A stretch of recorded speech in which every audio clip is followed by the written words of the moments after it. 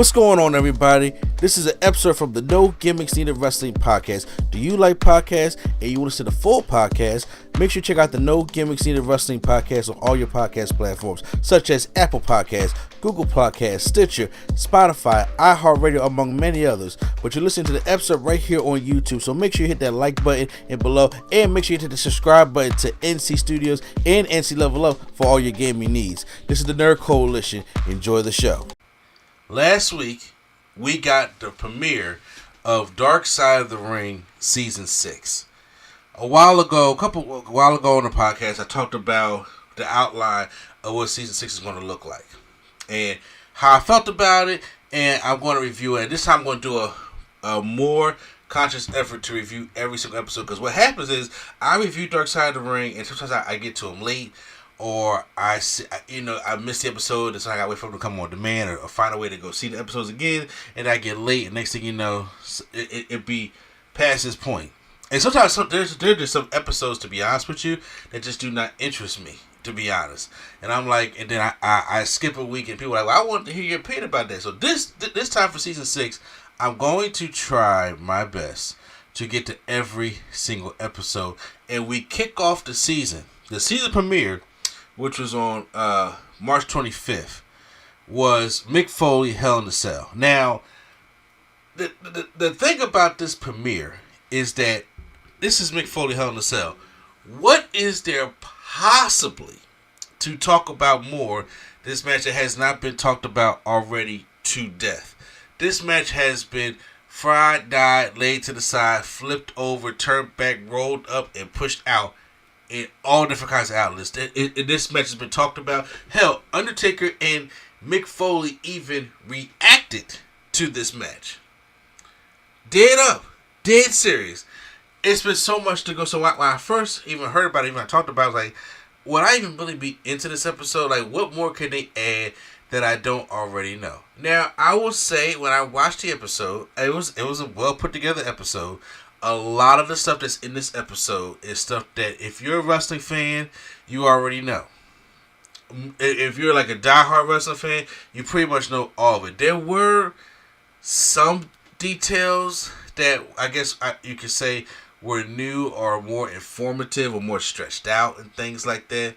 But you pretty much knew the whole thing. But it was like an open, I guess they just wanted to talk about Hell in a Cell. And this is one of the most iconic Hell in a Cell match moments, I'd say, at least, because when it comes to Hell in a Cell, and I agree with what MICK FOLEY even said in this episode, is that in his mind, Shawn Michaels and The Undertaker is still the best Hell in a Cell match, hands down. The first one. And I am inclined to agree with him. There have been a lot of great Hell in a Cell matches, and there's been a lot of trash Hell in a Cell matches. But then when it comes to, like, it being iconic and what stands out, when it comes to the match, like the actual match, Undertaker versus Shawn Michaels, the first one comes to mind first. When you talk about Hell in a Cell, it comes to the moments and how brutal Hell in a Cell can be, it's Mankind versus The Undertaker. So those first two are going to outlive all of us when it comes to talking about them. And yes, there's other great Hell in a Cell matches, but if you're going to do a episode or a documentary talking about Hell in a Cell and the brutality of it, you're going to start with Mankind and The Undertaker. Now, when it comes to me, like I said, I grew up on WCW, and my grandfather raised me on WCW. Hell, and even my brothers, even when I just found talking to my brothers recently, on NWA, because they used to go to NWA shows with the Road Warriors and Ric Flair and Dusty Rhodes and Sting. That's what he was raised on. And when I was raised, like I said, I was all about WCW Saturday Night, Monday Nitro, and 98 was the year that I just started getting into WWE, like to give it a shot. To try it out, because once again, watching WWE, it wasn't great of WCW in the early 90s neither, but watching WWE like 95 wasn't it. It wasn't it. But when it came 98, like, we're full in the Attitude Era now, and I was like, okay, this is kind of different and it's interesting. So at 98 is the time that I started watching both shows. I started watching Nitro and Raw. And when it came to King of the Ring 98, back in the day, I'm about to take y'all back. Back in the day when Pathmark was still around. I know a lot of y'all don't even remember what Pathmark is, but it was a supermarket. And I'm dating myself here. And my mom used to take me and my sister, my younger sister, to Pathmark to rent movies. And once again, a foreign concept because once again, you can just go and stream everything now. But back in the day, you could just, if you ain't had none, you rent movies. So we went to Pathmark. And they had wrestling tapes and Pathmark, VHS tapes, VCR. Once again, dating myself because everybody was like, they don't know what the fuck a VCR is. Hell, this is before they had the DVDs. And so they had King of the Ring 98 on there. And I would rent. must have rented King of the Ring 98 14 times. Granted, you could go in here and say hundreds and thousands or millions of times. But you know, like the exact number, like it, because once we get, every week, we will go and rent something, watch it, and buy it. I will always just retake it out because King of the Ring 98 was one of my favorite shows in 1998. That I will always rent King of the Ring 98 and Breakdown. Was a Breakdown the one that had the Undertaker and Kane and Stone Cold triple threat match. I think it was Breakdown. I think it was, but yeah, Breakdown in Your House. Oh, and Rock Bottom. I also did Rock Bottom as well. So, King of the Ring, I always ran that, and that's where they had this iconic Hell in a Cell match with the Undertaker. And when I watched that thing, I honestly, as a kid, I really thought Mankind died. Literally, I thought he died. Now, in the Dark Side of the Ring episode, they get into the usual stuff. Mick Foley growing up and him talking about that. Listen, when he was young, he felt, wasn't the most attractive guy, wasn't the coolest guy, but he was the guy that wanted to get the respect people, I guess, get the attention, get the reaction. He would say, like, even in college, he did like the Superfly splash to one of his in the dorm room. One of his I don't know if it was his roommate, but he had some red food coloring that he put in his mouth, and then when he hit the splash, he spit it all out. So like it was blood coming out of his mouth. One of the girls said, "That is so disgusting," because he felt that power because it was something that he wanted that reaction. They had his wife, was it Colette Foley, on here along with Noel Foley and his son. Now, once again, I know is that Dewey? Is that the one that was on creative or on the creative team at one point? Because it looked like he lost a lot of weight. So I'm not necessarily sure, but I think that may be him. But they were on there, and his wife was saying that their bedroom was just a mattress on the floor, an old black and white TV, and a VCR that barely worked. That they would just sit there and watch Japanese wrestling VHSs all day, but he would watch days like 12 hours a day just watching Japanese wrestling, and he enjoyed that the story, he enjoyed how the wrestling went, and also the environment of how they told the environment into the story, and he goes and talks about Japan was a place for him to go, and they were looking for some kind of a foreigner to take on Terry Funk. Terry Funk was very big in Japan at that time, and that's where the Terry Funk and Mick Foley relationship came in at, and they would do those Japanese death matches, which was some crazy stuff. Like, you ain't seen crazy shit until you see the Japanese death match, and then especially seeing Mick Foley and Terry Funk. And all that shit I was bitching about and talking about when it came to John Moxley, that's some shit Mick Foley and Terry Funk, would do back in the day.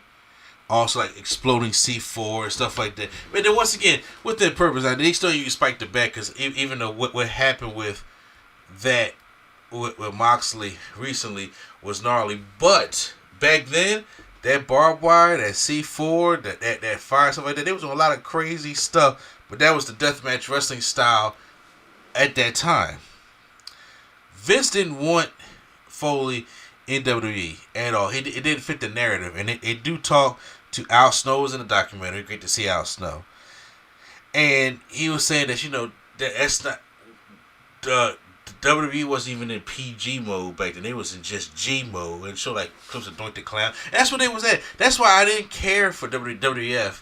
If I said WCW, I'm sorry. That's why I didn't care for WWF at that time, because it was like, I think when I first turned to WWE at that time, or F, the first match I think I saw Max Moon.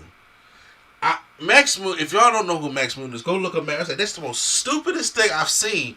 And I was like, but once again, I like the company that had Vinny Vegas and Oz, you know what I'm saying? But still, in the mid-90s, NWO taking over and all that stuff like that, no. But I was not a fan of things like Max Moon. It really turned me off. And that was like 95 at that time. So Vince did not really want them, but then they talked to Gerald Briscoe, who was the producer at the time. They talked to Jim Ross, who was head of talent relations at that time. They talked to Jim Cornette in here, who was a producer at the time for WWF. And Jim Ross was saying, like, look, his job was, at the time, they need to try to find somebody to face The Undertaker. Because Undertaker was one of the hottest stars. This was the new generation era. And you had Bret, you had Shawn, you had Razor, you had Diesel, you had The Undertaker. And then, like Jim Cornette said, at that time, they just tried to feed Undertaker giants. And you had Giant Gonzalez, you had King Kong Bundy. You know, you had these big guys that really couldn't move that well going against Undertaker. But he really didn't have a formidable foe that was just like insane and crazy. And that's where they brought the character of Mankind. And Vince was, like Foley said in his room, Vince was like, fine, let's bring the guy in, but let's cover up his face and put the Mankind mask on. Then you get Mankind. Now, I remember when I was a kid, I used to be scared of Mankind. More so than I was of The Undertaker. The man, he had the hair missing. He would pull his hair out. He would sit there talking to rats. And he had this whining voice. I was like, he gonna kill this dude. And he had that little slouch walk. Like, he was a character. He was, if I had made a list of the wrestlers that legit scared me back when I was a child, he was on that list. Now, once again, how I got into wrestling and love wrestling was because of the one that scared me the most. That was Vader. Vader was the one that scared the shit out of me. And it's funny because people are like, why Vader? But Vader was my first match I ever saw. Vader versus British Bulldog in WCW. So 93, I believe that was. So yeah, Vader was the one that scared me first. But when that first Mankind came out, I was not. I was kind of scared of him. But then he was the one that challenged Undertaker, and even going back and look at those matches when I started watching WWE like even more, they had some great ones. And Foley said they had 7 pay-per-view matches and 10 TV matches. And yeah, I do remember they had a lot of matches. My favorite, before the Hell in a Cell, my favorite Mankind Undertaker match was SummerSlam 96, that Boiler Room Brawl. That was one of my favorite Undertaker and Mankind match. I did like the Buried Alive one that they had also, but I do think the Boiler Room Brawl one was better than the Buried Alive. Then I think they had a TV. What was the TV match that they had? I don't know when it was when Mankind got hit with the steel steps and he like flew head first into the table. That was a television match, I believe it was, and that ended up being pretty good. But yeah, so they had like. Undertaker is not Mankind's greatest rival, but I do believe Mankind is Undertaker's greatest rival.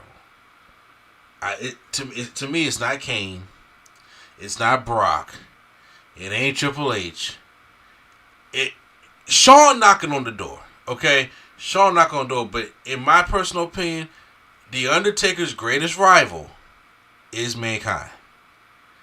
So now with all the matches that they're having, he feels though the characters get kind of stale. They need to do something up the ante, and that was in '98 have the Hell in a Cell. Now, at this time, I do not know, because once again, I wasn't faithfully watching WWE at the time. I was going back and forth, and Nitro was still my baby at the time, so I did not really know all the build up to what got them to the Hell in a Cell match in the first place. Because to me, they was feuding in 96, and because at that time in 97, Undertaker was feuding with Shawn and Bret Hart in 97 for a little bit, and that's when he kind of had the, he had the wrist tape, he had the teardrop Undertaker. That's when he had like 97, and then in 98 we doubled back to Mankind. So I missed that and also 97 we had Kane. Also, the debut of Kane. Kane scared the shit out of me also when Kane first came also. We had Kane first coming in, and then he was feuding with Kane for a good part of 98. So it's like, well, where the hell does Mankind come back in at, right? And even still, those Undertaker, Kane, and Mankind, they still overlapped in King of the Ring 98 also. But they had this Hell in a Cell match. And Terry Funk jokingly, because Mankind was sitting, Mick Foley was like, well, look, you're not going to top Shawn and Undertaker because Shawn's so gifted, Undertaker's so gifted, and they just work so well together. As we can see, every time Shawn and Undertaker get in the ring, they work so well together. So he's not Shawn Michaels. So how is he going to, try to top or even come close to that Hell in a Cell match? And Terry Funk was like, well, what you can do is you can start on the top and maybe even fall off as a joke. But Mick Foley was like, you know what? We can do that. And that match, he does start off on top. He does climb up there. And this is back before. This is the original Hell in a Cell. This is back when it was only 16 feet high. See, the new Hell in a Cell now is 20 feet high. So it's an extra 4 feet. And it's like beautifully constructed. Like you can climb up on it. You can do hard moves on it. It's reinforced up there. So we don't have those fall through accidents anymore. Back then, it wasn't even like that. The roof was held together by zip ties. The zip ties you get from the store, that's how the cage roof was held together, by zip ties. What? Because once again, you weren't supposed to be up there in the first place. So that's how it was held together. So this is the original cell. So they didn't really have the footholds to climb up this thing. So you really, with the wrestling boots on, you had to really climb up there. And I always thought like, bruh, I would have to do like a trial run in my wrestling gear, climbing up that thing 3 or 4 times before I go out in the audience try to climb the thing up and have them see me struggling with that. Especially as big as those guys are. And then Undertaker came out and he's like, listen, by the time I got up there, he said like everybody down there was looking like ants. And once again, when you look at the old Hell in a Cell match, you're like, the Hell in a Cell wasn't that high, but 16 feet high off the ground is pretty high, and then, especially when you see 20 feet, it's like, oh God, everything is just so small, especially when you're up there, I can only imagine. But he told his wife, he said, like, listen, that's the planned spot is for me to get thrown off. I'm going to get thrown off the cage. And they was all watching, but they didn't plan for the second one. So when they do it, Mankind gets thrown off the cell, right to the Spanish announce table. Which, my God, if I was on the Spanish announce table, I was like, I don't know how they were able to react, see what was coming at them. That's what Jim Cornette was saying. Got this 300-pound coming at them fast, and you got to be able to react and get out the way. Because honestly, if you don't think about it, they could have really hurt themselves or got hurt if they didn't react in time. And at the time, they had, what was it, Jimmy Corderas, who was the referee at the time. He was in the documentary also, and talking about his perception there. And when he got thrown off, everybody was like, okay, this match may be over. And there was a legit stretcher that they brought out there. They had to raise the cage, and Undertaker still on there. I remember him going up high. I was like, this will freak me out. And he gotta stay in character and stand on there and make sure that he don't fall off, because this thing is being raised up and he's just stuck up there. I'm like, y'all, don't have anything mess this up. But they also had Francosis, I believe that's what you pronounce his name, Francosis Pettit, who was like a doctor that will help, like if you had dislocated shoulder or ankle, like he would fix you and put it back into place, right? And they had him on there. And the one thing I did not know about, that he played Sub-Zero in the original 1995 Mortal Kombat movie. You can't say the first Mortal Kombat movie because everybody will probably go back to 2021. No, he played Sub-Zero in that original Mortal Kombat movie. And I was like, that I did not know. And he said Mick Foley was always there to try. He said he'll fix it. It'll hurt, but he'll fix it. So he was out there, and they were really rolling on the stretcher like, okay, match is done. But Mick gets off. We all know that he climbs back up on the cage, and it's the stuff that we already know about. That he goes there and fights the Undertaker, and then he gets choke slammed, and then he comes down. That chair hits him in the face, and then of course with the impact of him being so heavy, falling on that mat, which is like it's wood. I kind of wanted to go into detail. Like, listen, y'all, what he's falling on is wood. Okay, so that whole thing just laid him out, legit knocked him out, and they were really concerned. Also, it was like, okay, we understood what the first fall was coming on. Everybody was aware of that first planned spot, even though it was still dangerous. We still checked to see if he was okay. But this one was not planned. Them rushing in there was all, a panic to see if this man was all right and see if he was actually breathing. And he was like legit knocked out for a good time. So his wife was upset. The kids were crying, which I can understand. They're trying to call the company to see what was going on. That she wasn't getting. I was like, I know you can call the company. You know what I'm saying? So, but once again, this is before cell phones. You can't just call Vince's cell phone number. You got to call the company. And she wasn't getting no answer. I'll be panicking too. Because when I was a kid, I was like, he's dead. Like, I almost got upset because he was like, he's dead. Selling is one thing. But that kind of, like, he wasn't moving. And, like, when you get legit knocked out, your body stiffs up, But not they don't go limp. It gets stiff up when you legit get knocked out. That's what happened to Foley.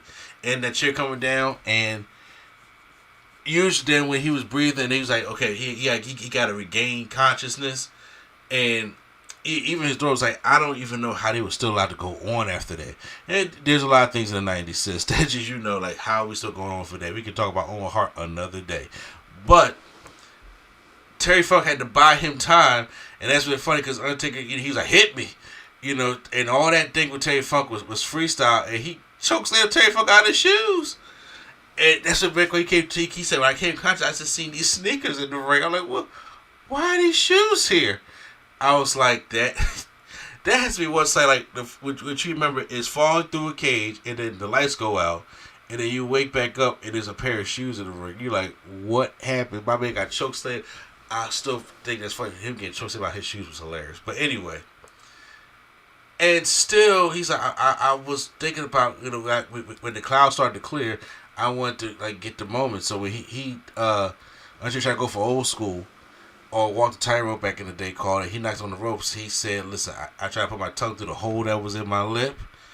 And that's that iconic smile was that. They used to use that on the Don't Try This at Home thing all the time. And that tooth being lodged up in his nose. Now, according to what Cornette is saying here, he's saying that according to what the doctor stuff told him, was that he swallowed the tooth, but since he was breathing so hard, the tooth went through ear, nose, and throat, right? Went through the esophagus and came down and got lodged in his nostril.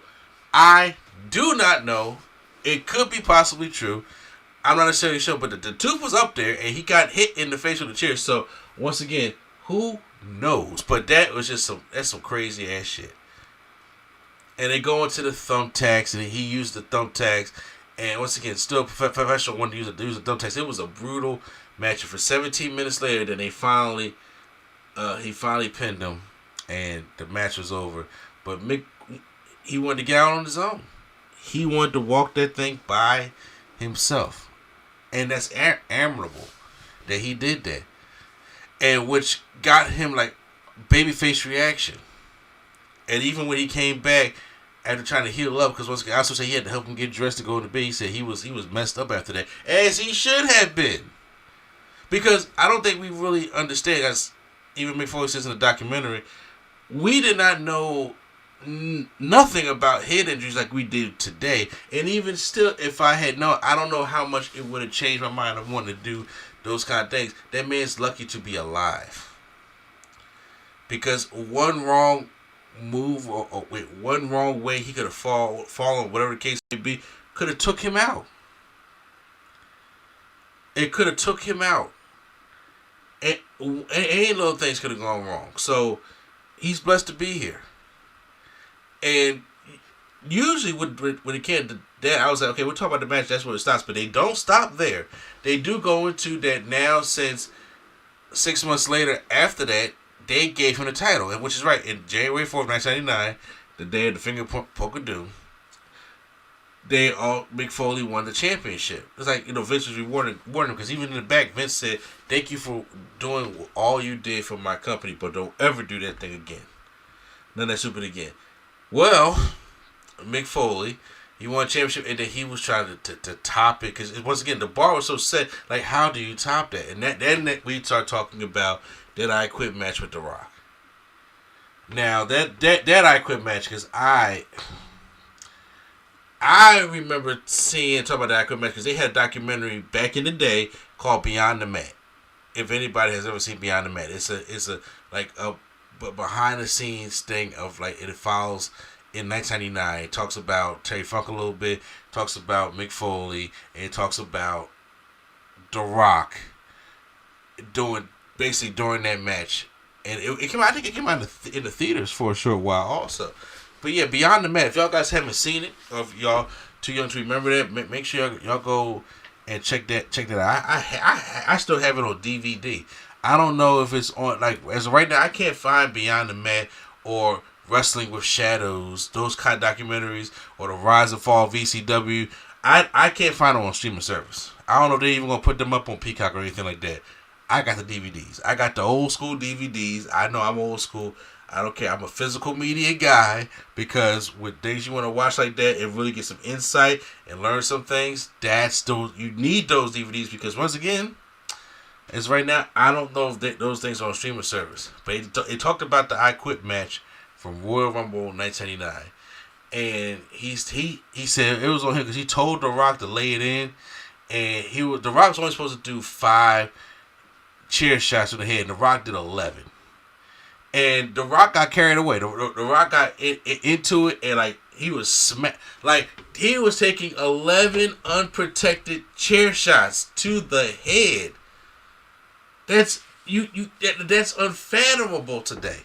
That's even a word I just made up. But he took 11 chair shots to the head. That's insane. And they took all that stuff you see Beyond the Mat. They talk about it all, and having the kids there. Even his daughter Noelle was just like, I never seen a wrestling match from my dad, because it's too traumatic, and it's been all the hardcore shit. So it weighed a lot on her, which I can understand that, and I think it weighed a lot on Mick Foley too, for him putting his family through that also.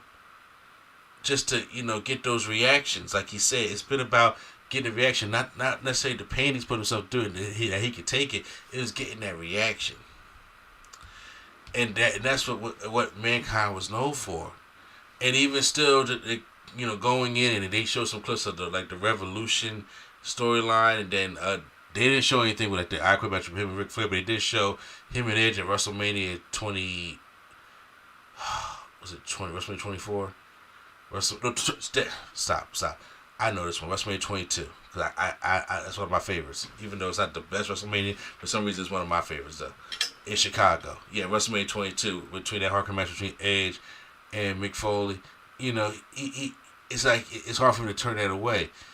And they said they went to the Archives building, shout out to K25, and they saw the original Hell in a Cell there. He grabs the one and starts crying, because his life is so much different now. Like, he got so much pain and things that he's going through now, that he's paying the price for all that style of wrestling today.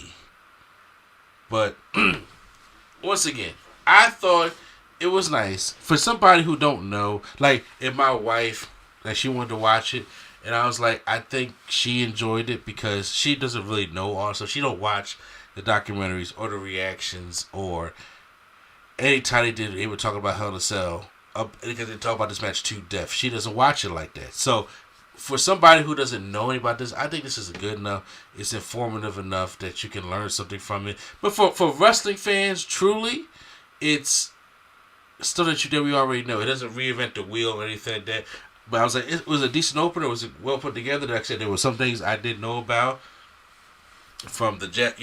I mean, just hearing like little personal stuff, or hearing about that doctor who played Sub-Zero. So I thought those were a little bit cool, but it wasn't nothing that was reinventing the wheel or anything like that. So, but I do recommend going to check it out. It was a decent opener. So I will be back on. So each week on the podcast, I'm going to plan on reviewing each episode of Dark Side of the Ring the best way I can. So I plan on watching it, taking my notes, reviewing it, and because that is the game plan this season. We're going to see it go, but solid start to Dark Side of the Ring.